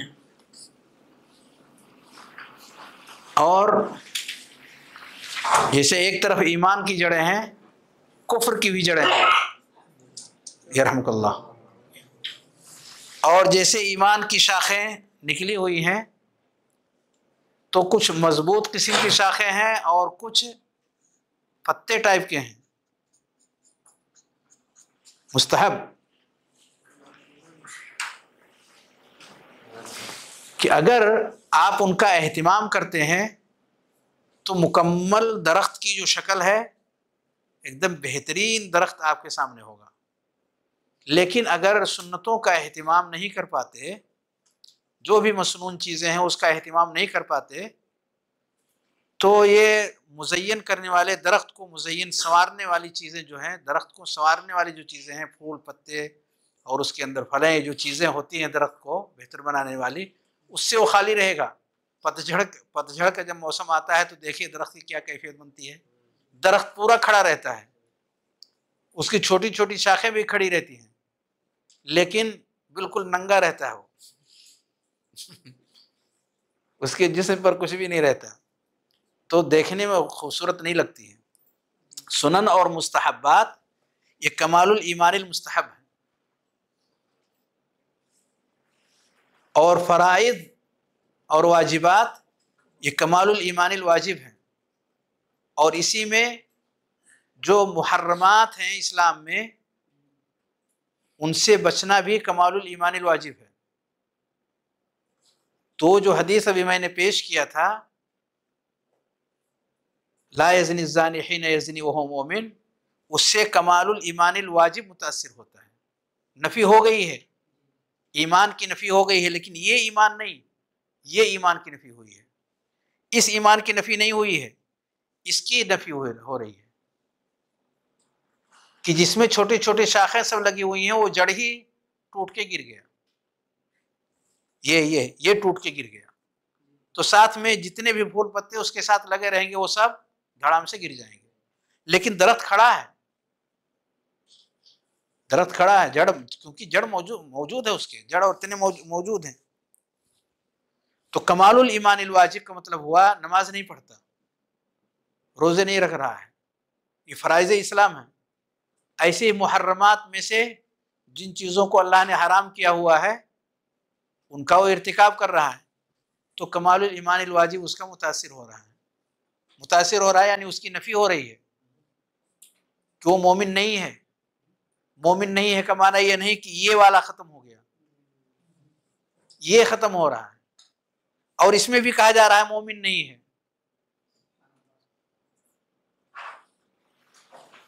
قالت الاعراب آمنا قل لم تؤمنوا ولكن قولوا اسلمنا. تو ایسا نہیں ہے کہ انسان کے اندر جس چیز کی نفی کی جا رہی ہے سارے ایک ہی درجے کے ہیں، سب الگ الگ درجے کی چیزیں ہیں. تو کس کو کہاں نفی کی گئی ہے، کس چیز کی نفی کی گئی ہے، اگر اس کو ہم وہاں سیٹ نہیں کریں گے تو یہ انصاف کے خلاف ہوگا، گڑبڑی ہو جا رہی ہے.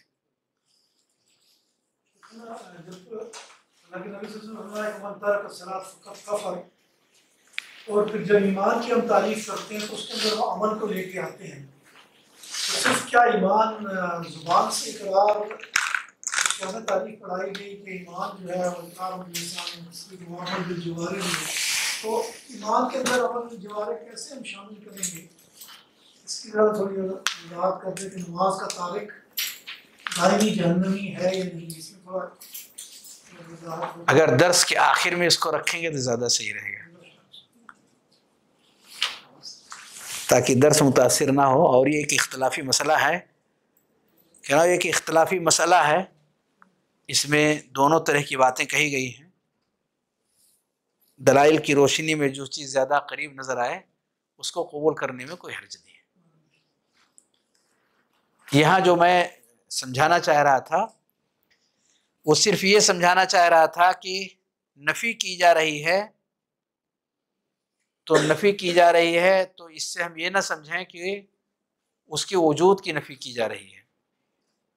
وجود اس کا باقی ہے، لیکن وجود کے ساتھ ساتھ کچھ ایسی چیزیں ہیں جو اس کی زندگی سے جڑی ہوئی ہیں، اس کی نفی کی جا رہی ہے. انسان کے جسم میں دیکھ لیں، ایک اس کی روح ہے اور اس کے ہاتھ ہیں، اس کے پیر ہیں اور بہت ساری چیزیں ہیں. ہاتھ اگر کسی کا کاٹ دیا جائے تو بہت اہم ترین چیز اس کی زندگی سے چلی گئی، نفی کر سکتے ہیں. آنکھ کسی کی نکال دی جائے تو بہت بنیادی اور اہم ترین چیز اس کی زندگی سے ختم ہو گئی. لیکن وجود اگر اس کا برقرار ہے، حیات اور روح اس کی اگر برقرار ہے تو اسے ایک انسان کہیں گے. اس کو کیا کہیں گے؟ کہ وہ ایک انسان ہے، گرچہ اس کے اعضاء اور جوارح کی بہت ساری چیزیں کٹ چکی ہیں یا جا چکی ہیں یا کام نہیں کر رہی ہیں، صرف سانس آ جا رہی ہے، تو وہ شخص ایک انسان ہے. وہ اچھے اعمال کر سکتا ہے اور اب بھی اگر وہ پلٹ کر کے اپنی گئی ہوئی چیزوں کو واپس لانا چاہے تو واپس لا سکتا ہے، کیونکہ اصل موجود ہے اس کے پاس. اصل اور اصل الاصول جو بنیاد ہے اس کے پاس میسر ہے. تو یہاں نبی کریم صلی اللہ علیہ وسلم نے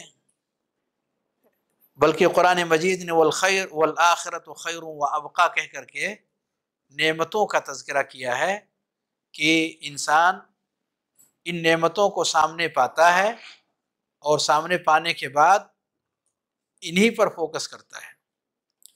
حالانکہ اگر جو نعمتیں نظر نہیں آ رہی ہیں صرف ان کی جانکاری دی جا رہی ہے، اگر اس کے اندر یقین ہے تو اس کی طرف مائل ہو جائے گا. لیکن یقین کی کمی ہے تو دنیا کی طرف مائل ہوگا، لا محالہ. تو یہ کمال الایمان المستحب، کمال الایمان الواجب، ان دونوں پر اگر کوئی شخص فوکس کرتا ہے تو اس کا یقین آٹومیٹک بڑھے گا. اور یقین جس درجہ بڑھتا جائے گا وہ دنیا سے بے رغبتی اور آخرت کی نعمتوں پر اس کا یقین بڑھتا جائے گا۔ ایک صحابی ہیں، وہ کہتے ہیں من عرف اللہ عز وجل احبہ، جو شخص اپنے رب کو پہچان لے وہ اس سے محبت کرنے لگے گا۔ من عرف اللہ احبہ، وہ اس سے محبت کرنے لگے گا۔ ومن ابصر الدنیا، اور جو دنیا کو پہچان لے، احبہ،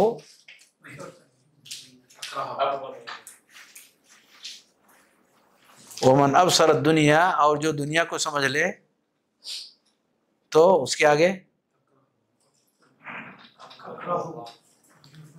کھلا ہے، اس کے آگے جو چاہیں ایڈ کر دیں، جوڑ دیں۔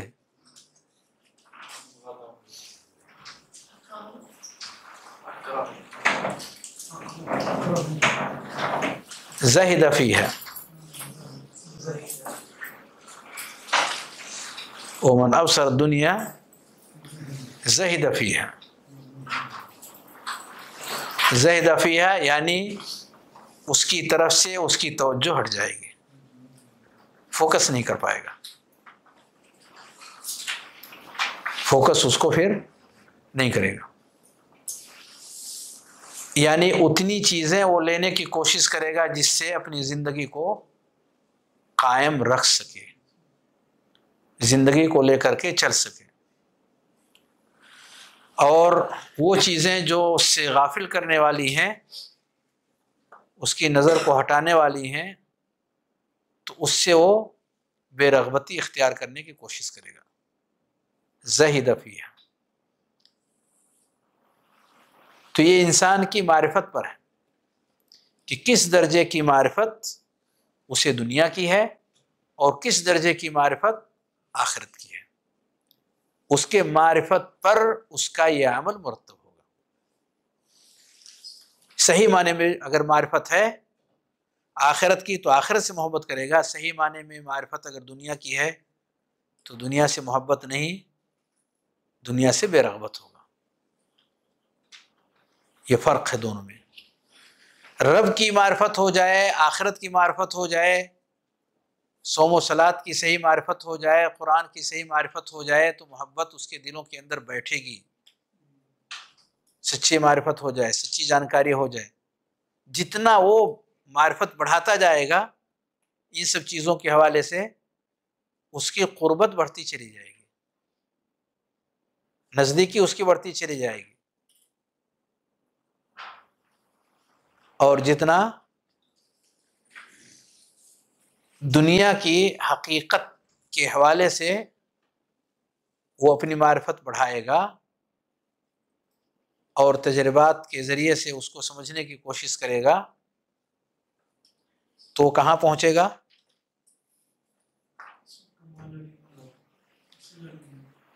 وہ دنیا سے بے رغبت والے مقام تک پہنچے گا،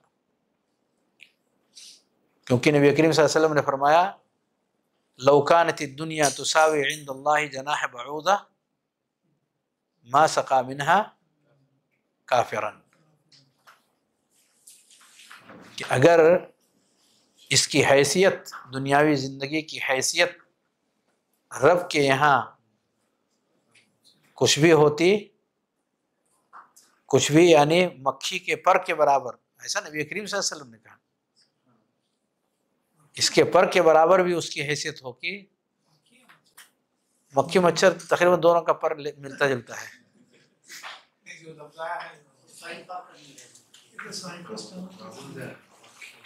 بہت کے معنی مکھی۔ 15 منٹ کے بعد انشاءاللہ وقفہ آپ کو ملے گا، خوشخبری ہے۔ ایک کمال ایمان المستحب کی کوئی مثال؟ ابھی ایک میں نے مثال دیا تھا جنت میں گھر بنانے والا، اور گھر بن جائے تو اس کے اندر درخت لگانے والا، ہیں؟ وہ کون نہیں چاہتا ہے کہ صاف ستھرا گھر بھی رہے اور گھر کے باہر بھی ماحول ایسا رہے کہ کبھی باہر کرسی لگا کے بیٹھے، گاؤں تکیہ لگا کر، کبھی اندر بیٹھے، دل اس کا باغ باغ ہو جائے. یہ سب کمال الایمان المستحب ہی کی شکلیں ہیں. اصل میں اس میں زیادہ اس لیے نہیں جا رہے ہیں، اس کو صرف جوڑ رہے ہیں اس کے ساتھ میں تاکہ بیلنس لے کر کے آگے بڑھ سکیں. ورنہ یہ عقیدے کا بہت اہم ترین باب ہے اور آپ لوگ اس پر کئی کتابیں پڑھ چکے ہیں اور اسے ختم کر چکے ہیں. اس لیے اس میں اس کی تفصیل میں جانے کی ضرورت میں نے محسوس نہیں کیا. صرف کچھ ہنٹ، کچھ تنبیہات تاکہ ہم اپنے اس موضوع سے اس کو جوڑ سکیں. سورۃ الاعلی میں ایک آیت ہے، بتائیے وہ کون سی آیت ہے اور کیا دونوں کے درمیان مطابقت ہے؟ سورۃ الاعلی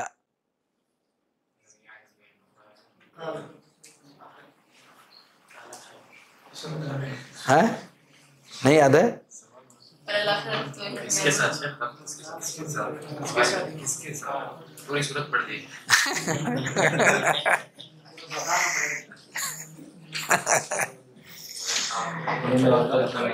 نماز کا اس میں ذکر آیا اور اس کے بعد پھر کچھ اور کہا اللہ رب العالمین نے، اسی کو پکڑنا ہے.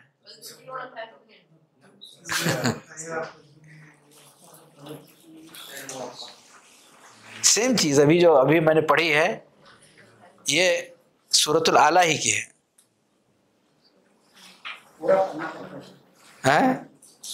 اللہ رب العالمین نے کامیاب لوگوں کی نشانی یہ بتائی ہے.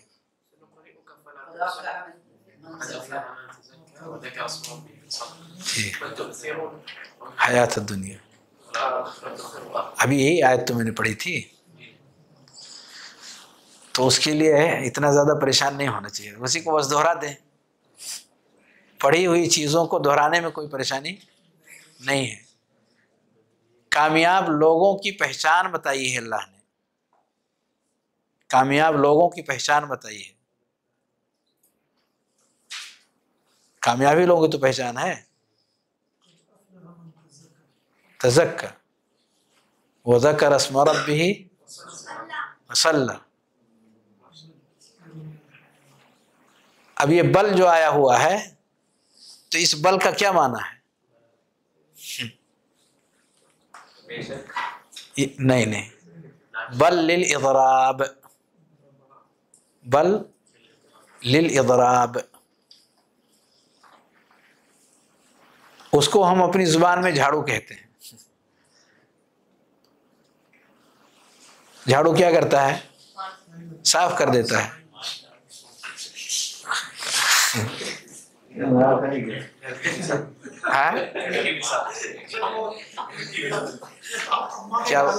کیا بولے ہو؟ اچھا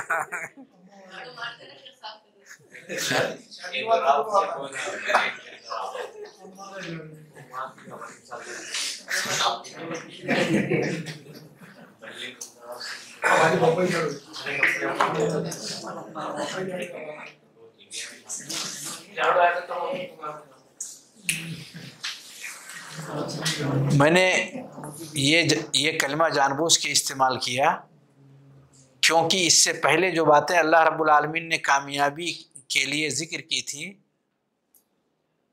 اس توجہ نے اس کو صاف کر دیا. اب تک جو بنایا تھا آپ نے سب کو صاف کر دیا اس نے. قد افلح من تزکا وذکر اسم ربہ فصلی. یہ جو کچھ آپ نے اختیار کیا اپنی کامیابی کے لیے، اس جھاڑو نے سب کا کام تمام کر دیا.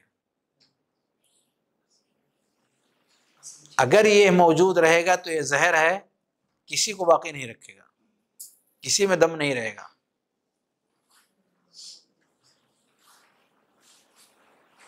یعنی یہ خطرناک چیز ہے. پیارے نبی صلی اللہ علیہ وسلم نے فرمایا، ایک حدیث میں ہے، ما ترکت بعدی فتنة اضر علی الرجال من النساء. اس کے آگے آپ نے کہا فاتقوا الدنیا واتقوا النساء. اس کے آگے آپ نے کہا فاتقوا الدنیا واتقوا النساء. حالانکہ پیچھے دنیا کا ذکر نہیں تھا، لیکن پھر نبی کریم صلی اللہ علیہ وسلم نے اس کو ذکر کرنے کے بعد، یعنی اس فتنے کا ذکر کرنے کے بعد نبی صلی اللہ علیہ وسلم نے دنیا کا پہلے نمبر پہ ذکر کیا، فاتقوا الدنیا واتقوا النساء. دنیا میں خاص طور سے عورتوں کے فتنے سے. فإن أول فتنة بنی اسرائیل كانت في النساء. تو اس حدیث میں نبی کریم صلی اللہ علیہ وسلم نے عورتوں کے فتنے کو سب سے بڑا فتنہ مردوں کے حق میں قرار دیا. دنیاوی فتنے میں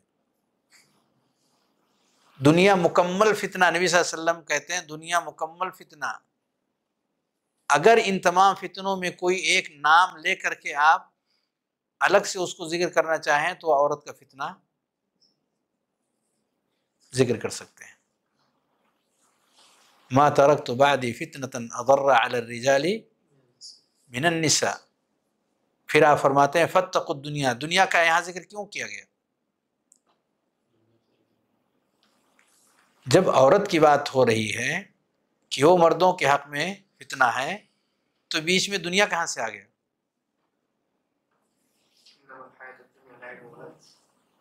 دنیا کو بیچ میں نبی کریم صلی اللہ علیہ وسلم نے کیوں ذکر کیا؟ ہاں، وہی دنیا کی چیزوں میں سے، بے شک دنیا کی چیزوں میں سے. بیچ میں دنیا، صرف یہ کہہ دینا کافی نہیں تھا فاتقوا النساء. دنیا میں کتنا ہے مگر آخرت میں نہیں، جب یہ آیا ما ترکت بعدی فتنة اضر علی الرجال من النساء فاتقوا النساء،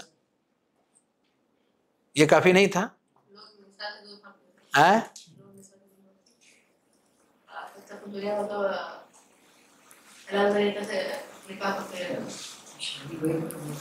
کیا کیا مجھے سمجھا نہیں. صرف اگر فتقوا الدنیا بولتے فتقوا النساء بولتے لوگ شادی سے دور ہوتے. اور فتقوا الدنیا کے بعد فتقوا النساء بولیں تو شادی کریں گے؟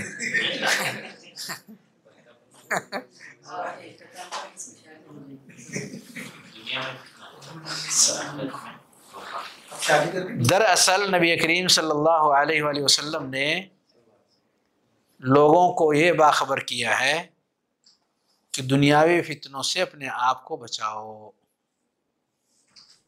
اس حدیث کا خلاصہ یہ ہے کہ دنیاوی فتنے بے شمار ہیں، ان فتنوں سے اپنے آپ کو بچاؤ. اس میں خاص طور سے عورتوں کا فتنہ، اس میں خاص طور سے عورتوں پر دنیا مستقل ایک فتنہ ہے. دنیا کی زندگی پوری زندگی، پوری لائف ایک فتنہ ہے. دنیا کی پوری زندگی ایک فتنہ ہے. تو اگر ایک انسان دنیا کی زندگی میں ہے تو وہ اپنی اس دنیاوی زندگی کو کس طور سے جیے، یہ اس کو ڈیسیزن اور فیصلہ لینا ہوگا تاکہ یہ دنیا اس کے لیے رحمت بن جائے، زحمت نہ بنے. اس لیے خاص طور سے نبی صلی اللہ علیہ وسلم نے پہلے دنیا کا نام لیا اور پھر عورت کا نام لیا کہ دنیا کی زندگی کو ہم ذرا سوچ سمجھ کر کے لیں، جس میں سے خاص طور سے عورتوں سے متعلق مردوں کا معاملہ. تو کامیابی کے لیے یہ بہت بنیادی چیز ہے ہر انسان کو کہ لا عیش الا عیش الآخرہ، جو پیارے نبی صلی اللہ علیہ وآلہ وسلم نے ان احادیث کے اندر بار بار اس بات کی طرف تاکید کیا ہے کہ زندگی تو بس آخرت کی ہے، زندگی تو بس صرف اور صرف آخرت کی ہے، جس میں زوال نام کی چیز نہیں ہے، فنا نام کی چیز نہیں ہے، جس کے لیے صرف بقا ہی بقا ہے، جس میں دو نمبری چیز نہیں، جس میں ہمیشہ، جس میں ہر چیز اعلیٰ اور افضل ترین چیزیں ہی پائی جاتی ہیں، ہر چیز اعلیٰ اور افضل شکل میں جہاں پائی جاتی ہے۔ یہ ہے نبی کریم صلی اللہ علیہ وسلم نے اسی طرح کی آیات کو سامنے رکھ کر کے یہ بات فرمائی کہ لوگ اس فتنے میں واقع ہو چکے ہیں۔ ایک اور آیت کے اندر دیکھیں آپ، سورۃ التکاثر میں، الہاکم التکاثر ہے نا، حتی زرتم المقابر۔ الہاک، الہا یلہی، الہاک کے معنی غافل کرنا، کہ غافل کر دیا، تمہیں صحیح راستے پر چلنے سے غافل کر دیا، صحیح زندگی گزارنے کے راستے سے تم کو ہٹا دیا۔ کس چیز نے ہٹا دیا؟ دنیاوی چاہتوں نے، دنیاوی جمع پوجی کو اکٹھا کرنے نے، کثرت کے ساتھ، یہاں تک کہ تمہیں ایسا لگنے لگا کہ یہی تمہارا مقام ہے، یہاں سے تم کو زوال نہیں ہوگا۔ حتی زرتم المقابر، تمہیں تب یقین آیا جب رحمت یا زحمت کے فرشتے تمہارے سامنے آ کھڑے ہوئے روح نکالنے کے لیے، تب جا کر کے انسان کو ہوش آیا۔ حتی زرتم المقابر، یعنی پوری زندگی وہ انسان غفلت کی زندگی ہی کے اندر پڑا رہا۔ الہاکم التکاثر، انہی سب چیزوں سے انسان کو باخبر کرنے کے لیے کہ انسان ان حقیقتوں کو ذہن نشین کرے اور کبھی اپنی اصل زندگی سے منہ نہ موڑے، بار بار اسی پر فوکس کرے۔ لا عیش الا عیش الاخرہ۔ بتائیے کس موقع پر نبی کریم صلی اللہ علیہ وسلم یہ بات کہہ رہے ہیں؟ لڑائی لڑی جا رہی ہے، دشمن جو کہ پاورفل دشمن ہے، تعداد کے اعتبار سے بھی اور تیاری کے اعتبار سے بھی، اس دشمن کے ساتھ مقابلہ ہے، اور بظاہر مقابلہ آسان نہیں ہے، مقابلہ بہت ٹف ہے۔ بچاؤ کی تدبیر اور شکل اس کے علاوہ کچھ اور نہیں کہ دشمن کو اپنے تک پہنچنے سے روک دیا جائے، وہ پہنچنے نہ پائے۔ بعد میں لوگوں نے بچاؤ کی اور کیا تدبیریں اختیار کی؟ اس زمانے میں تو نبی صلی اللہ علیہ وسلم نے گڈھا کھودوا دیے، بعد میں اور کیا تدبیریں لوگوں نے اختیار کیے بچاؤ کے لیے؟ فصیلیں کھڑی کر دی، قلعے تعمیر کروا دیے کہ دشمن ڈائریکٹ آپ تک نہیں پہنچ سکتا تھا۔ تو نبی کریم صلی اللہ علیہ وسلم نے بھی اسی طرح کا ایک کام ان دشمنوں کی وار سے اور ان کے حملوں سے اپنے آپ کو بچانے کے لیے یہ کام کھڑا کیا۔ اسی بیچ میں جب صحابہ ڈٹے ہوئے لگے ہوئے تھے، کیا یہ سارے کے سارے لوگ دنیاوی کام میں مشغول تھے؟ خندق کھود رہے ہیں تو کیا یہ سب دنیاوی کام ہے؟ جہاد کی تیاری کر رہے تھے، یہی تو ہوا، جہاد کی تیاری کر رہے تھے، اخروی کام کر رہے تھے، اور تب بھی نبی کریم صلی اللہ علیہ وسلم اسی پر زور دے رہے ہیں۔ ایسا نہیں کہ دنیاوی کام میں مشغول تھے، نبی صلی اللہ علیہ وسلم نے ان کو یاد دلایا کہ بھئی کچھ آخرت کی بھی تیاری کرو، ایسا معاملہ نہیں تھا۔ معاملہ یہ تھا کہ وہ تیاری ہی میں لگے تھے، اصل تیاری میں، اور اسی بیچ میں نبی کریم صلی اللہ علیہ وسلم نے انہیں یہ بات کہی۔ کیا فائدہ ہوا اس کا؟ ایک بیدار شخص کو اور بیدار کریں تو کیا ہوگا؟ کوئی شخص بیدار ہے، پہلے سے بیدار ہے، اس کو اور بیدار کر رہے ہیں، یا ایھا الذین آمنوا آمنو، اے ایمان والو ایمان لاؤ۔ توجہ زیادہ دیں، ابھرے گا ہے اور ابھرے گا. اس کی حیثیت کو دوبالا کرنے کے لیے کہ آپ جس پر لگے ہیں یہی اصل مشن ہے. یعنی پوری قوت جو آپ صرف کیے ہوئے ہیں، آپ یقین رکھیں کہ آپ نے اصل مورچہ سنبھالا ہوا ہے. جو آپ نے قدم اٹھایا ہوا ہے یہی ہے اصل زندگی. ایسا نبی کریم صلی اللہ علیہ وسلم ان کو تصور دے رہے ہیں. تو جب انسان کو یہ لگ جائے کہ میں غلط راستے پر نہیں چل رہا ہوں، بالکل منزل والے راستے پہ چل رہا ہوں، تو اس کے پیروں میں قوت آ جاتی ہے، ثبات قدمی پیدا ہوتی ہے، اور وہ پوری قوت کے ساتھ اس میں ڈٹ جاتا ہے، لگ جاتا ہے، کمزوری نہیں آنے پاتی ہے.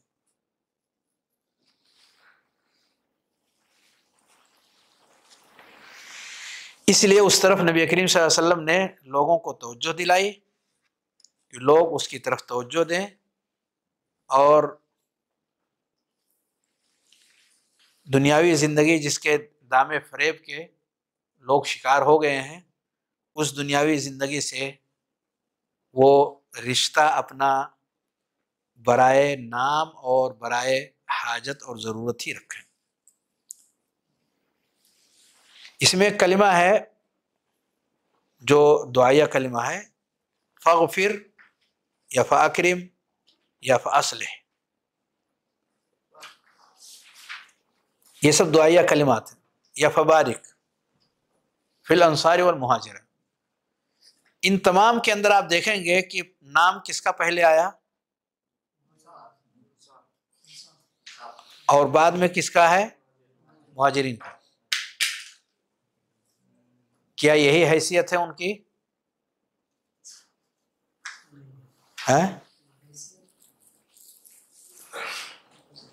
حیثیت یہی ہے ان کی جیسے لکھا ہوا ہے؟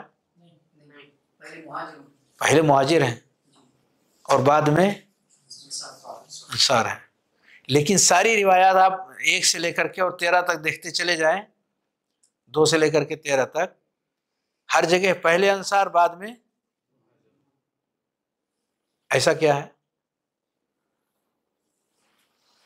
کیونکہ وہی لوگ مہاجروں کی مدد کیے تھے، یا پھر وہی لوگ زمین کے مالک وہیں کے رہنے. بعد میں اگر نام ان کا لیں گے تو یہ کیفیت بدل جائے گی. کیونکہ مہاجر احسنت، تبارک اللہ فیک. قافیے کی رعایت کرتے ہوئے، قافیے کی رعایت کرتے ہوئے نبی کریم صلی اللہ علیہ وسلم نے بات کہی ہے. کچھ جملے ایسے ہیں قرآن اور حدیث کے اندر کہ وہاں اس بات کی رعایت کی گئی ہے کہ جملہ ایک جیسا بنتا چلا جا رہا ہے، یعنی اس کا آخری حصہ ایک جیسا دکھ رہا ہے. سورۃ النجم، سورۃ الطور ذرا پڑھ کر کے دیکھیں، پڑھیے، دیکھیں کہاں کہاں ختم ہونے والا انداز دیکھیں، تھوڑا اچھے سے پڑھیے.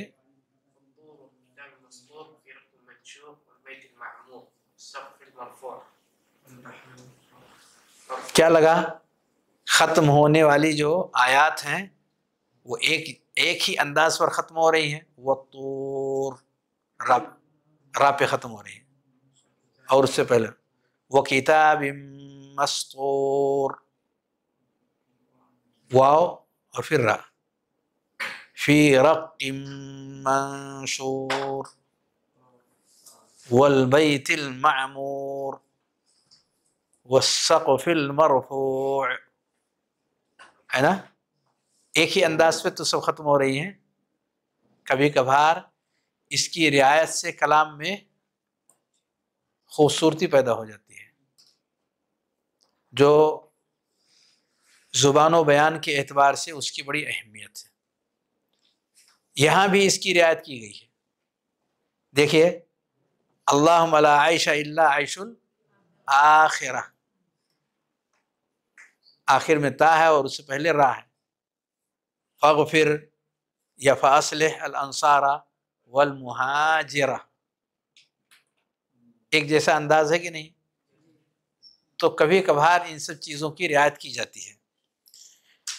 موسیٰ علیہ الصلوۃ والسلام اور ابراہیم علیہ الصلوۃ والسلام، ان ان دونوں کے ناموں سے ہم سب بخوبی واقف ہیں. حیثیت کیا ہے؟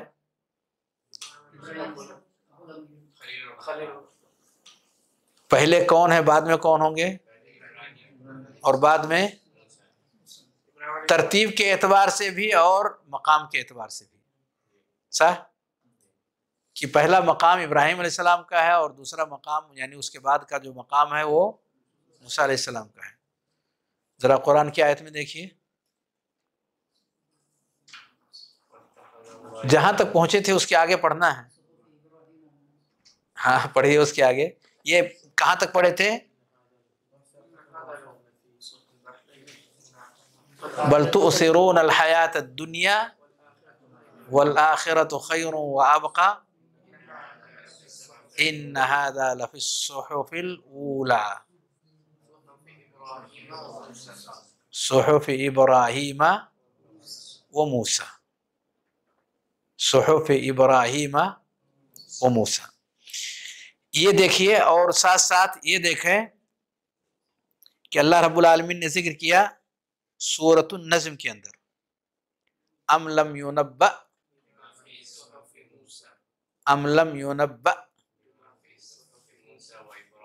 وابراہیم الذی وفی. بدل گیا نا. پورے قرآن میں وہی ہے جو سورہ اعلیٰ کے اندر ہے، جو اصل ترتیب ہے ویسے ہی ہے، لیکن یہاں اس ترتیب کی رعایت نہیں کی گئی ہے. وہ ترتیب باقی نہیں ہے. موسیٰ علیہ السلام کا نام پہلے اور ابراہیم علیہ السلام کا بعد میں. ام لم ينبأ بما فی صحف موسیٰ و ابراہیم الذی وفی الا تزر وازرۃ وزر اخری. تو اس بات کی رعایت یہاں کی گئی ہے نبی کریم صلی اللہ علیہ وسلم کے اس کلام میں. یہ دعائیہ کلام ہے جو انصار اور مہاجرین دونوں کے لیے کیا گیا ہے. مرتبہ بتانا مقصود نہیں ہے کہ کس کا مرتبہ بڑا ہے کس کا مرتبہ چھوٹا ہے، یہاں وہ بتانا مقصود نہیں ہے. دوسری نصوص ہیں ان کے مرتبے کو بتانے کے لیے، ان کی حیثیت کو واضح کرنے کے لیے. یہاں دعا مقصود ہے، یہاں دعا مقصود ہے دونوں قوموں کے لیے، مہاجرین کے لیے بھی اور انصار کے لیے بھی.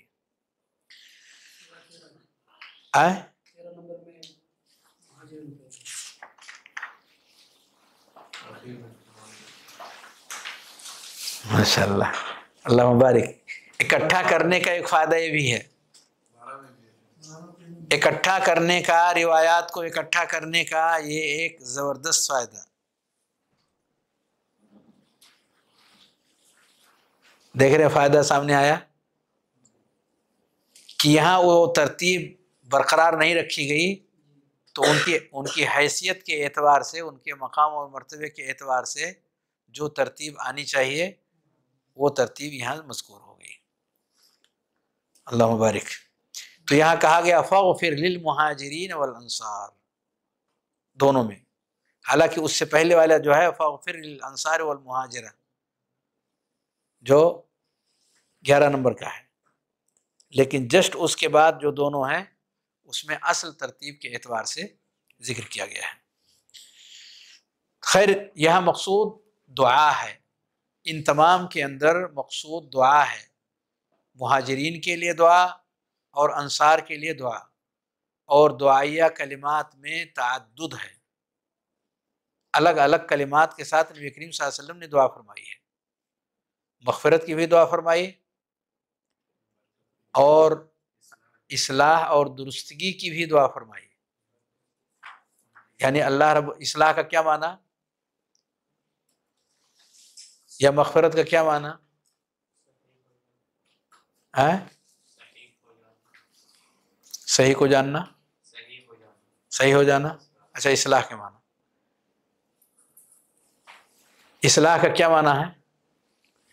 اصلاح کسے کہتے ہیں؟ خراب چیز کو درست چیز سے بدلنا، بہتر کر. ہاں کسی بھی چیز کو صالح بنانا. کسی بھی چیز کو صالح بنانا اس کو اصلاح کہتے ہیں. کسی بھی چیز کو صالح بنانا وہ اصلاح ہے، یعنی ٹھیک کرنا، درست کرنا، اس قابل کرنا کہ وہ نفع بخش ہو سکے، کسی کے کام آ سکے.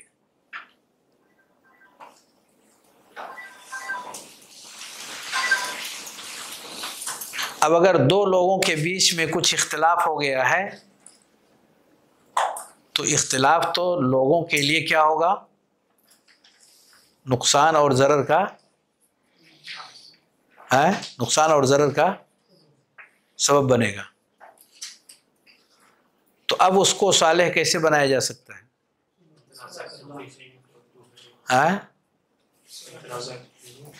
بھئی تنازع ہو گیا نا، دو لوگوں کے بیچ میں اختلاف ہو گیا ہے، تو اختلاف تو دونوں کے لیے وہ ضرر اور نقصان کا باعث ہوگا. اور یہ ضرر اور نقصان کبھی صرف دلوں کے حد تک رہتا ہے کہ نفرت اور بغض نام کی چیز دلوں میں آ جاتی ہے ایک دوسرے کے خلاف، اور کبھی ظاہر تک اس کا اثر پہنچ جاتا ہے. ظاہر سے مراد ہاتھ، جسم. کیسے؟ کیا شکل اس کی بنتی ہے؟ فَيُعْرِضُ هَذَا وَيُعْرِضُ هَذَا وَخَيْرُهُمَ الَّذِي يَبْدَأُ بِالسَّلَامِ. جسمانی نقصان اس کا یہ ہوتا ہے کہ ملتے ہیں ایک دوسرے کے ساتھ لیکن دعا سلام بھی نہیں کرتے، ملتے ہیں پر دعا سلام کے بغیر ہی الگ ہو جا رہے ہیں. ایسا نہیں ہوتا. یہ وہ نقصان ہے جو اندرونی نقصان سے نکل کر کے ظاہری نقصان تک پہنچ جاتے ہیں. تو اندرونی نقصان دل کے اندر چھپا ہوا ہے، اور ظاہری نقصان جو سامنے آ رہا ہے کہ وہ سامنا کرنا نہیں چاہتا، ایک دوسرے کا سامنا کرنا نہیں چاہتا، یہ ظاہری نقصان ہے. اور یہ ظاہری نقصان جو آتا ہے اس دلی نقصان کے نتیجے میں، اس نقصان کے نتیجے میں، یعنی جب وہ چیز دل کے اندر پیدا ہونا شروع ہو جاتی ہے تو آٹومیٹک جسم اس سے بچا کر کے چلنا کوشش کرتا ہے. تو جسمی معاملہ جو بھی ہے، بدنی جو بھی معاملہ انسان کا سامنے آتا ہے وہ فرع اور نتیجہ ہوتا ہے، شاخ ہوتی. اس کرہ اور اس ناپسندیدگی اور اس بغض اور اس نفرت اور اس دشمنی جو دل کے اندر آ گئی ہے.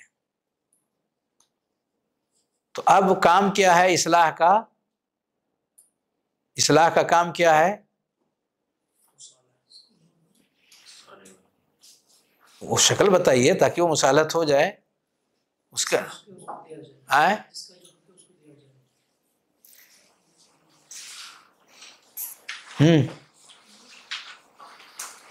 کہہ رہے ہیں جس کا حق ہو دے دیا جائے اور محبت بڑھ جائے. نہیں، کام کیا کرنا چاہیے کہ جس سے اصلاح ہو جائے؟ صلح کروائی جائے. کیسے ہوگی صلح؟ رنجش تو دل کے اندر ہے، وہ سمجھ میں نہیں آئے گا دور ہوئی کہ نہیں.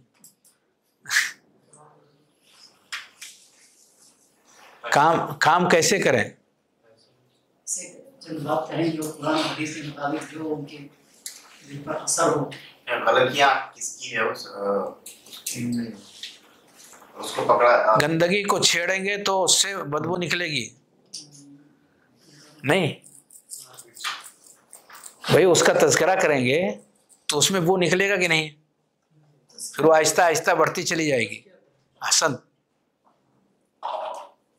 تزکیہ تذکیر یہ سب ضروری ہیں، لیکن عملی طور پر جو کام کرنا ہے وہ ہے سلام کروانا. پیارے نبی صلی اللہ علیہ وسلم نے کہا وَخَيْرُهُمَ الَّذِي يَبْدَأُ بِالسَّلَامِ. آپ دل کے بارے میں کچھ نہیں کہہ سکتے، آپ تذکیر کر دیجئے اور آپ تزکیے کے تعلق سے کچھ چیزیں بتا دیجئے، لیکن ہمیں نہیں معلوم کہ اس کا کیا مقام ہے. کہاں تک پہنچا معاملہ؟ جب تک آپ ایک دوسرے سے سلام کلام نہ کروا دیں آپ مت ہٹیں، یہ کام آپ کا ہے۔ باقی دل صاف ہوا نہیں صاف ہوا یہ رب جانتا ہے بہتر، ہم نہیں جانتے، وہ لوگ جانے ان کا رب جانے۔ لیکن ہماری اور آپ کی جو ذمہ داری بنتی ہے وہ یہ کہ جسم جو دونوں کا الگ الگ ہو گیا ہے اکٹھا کریں آپ، کہ بھائی نہیں چلے گا ایسے۔ یا ایک گھر کے اندر اگر باپ بیٹے کے درمیان، بھائیوں کے درمیان، میاں بیوی کے درمیان کوئی ایسا معاملہ چل رہا ہے، نہیں چلے گا۔ سلام کرو، حال چال لو، ایک دوسرے کے دعا کرو۔ وہ کہہ رہا ہے ہمارے دل میں نہیں بیٹھ رہا، کہ زبان سے کیجئے، دل سے کس نے کہا کرنے کے لیے؟ ہمارا دل قبول نہیں کر رہا، چھوڑیے دل کو، آپ زبان سے جو کر سکتے ہو کیجئے، بس اتنا ہی کرنا ہے آپ کو۔ دل کو بیچ میں مت لائیں، دل کو لائیں گے تو معاملہ وہیں ٹھپ پڑ جائے گا، کیونکہ اس مجلس میں دل کی صفائی نہیں ہوگی، اس مجلس کے اندر دل کی صفائی مکمل طور سے نہیں ہوگی۔ ہمیں جو کام کرنا ہے وہ ڈرا کے، دھمکا کے، ثواب امید اور کیا چیزوں کر کے بس دونوں کو ایک دوسرے سے ملا دینا ہے، ایک دوسرے سے جوڑ دینا ہے، اور جوڑتے رہنا ہے، جوڑ دینا ہے اور جوڑتے رہنا ہے۔ جب یہ سلسلہ انسان کرتا رہے گا تو ایک وقت آئے گا اس کا دل بھی صاف ہو جائے گا۔ ظاہر کے اثرات باطن ہی پر نقش ہوتے ہیں، تو دل سے شروع کریں گے تو اس کے انجام کی خبر نہ آپ کو ہو سکتی ہے نہ کسی دوسرے کو ہو سکتی ہے، کیونکہ وہ چھپی ہوئی چیز ہے۔ ظاہر سے کام کیجیے کہ یہ ظاہری نقصان سامنے نہ آنے پائے۔ اختلاف رائے ہو گیا ہے، کوشش کیجئے کہ اختلاف کی حد تک رہے، انقطاع نہ آنے پائے۔ وہ انقطاع جو کل پڑھے تھے وہ نہیں، یہاں جسم کا ایک دوسرے سے جو الگ تھلگ ہونے والا معاملہ ہے وہ نہ ہونے پائے۔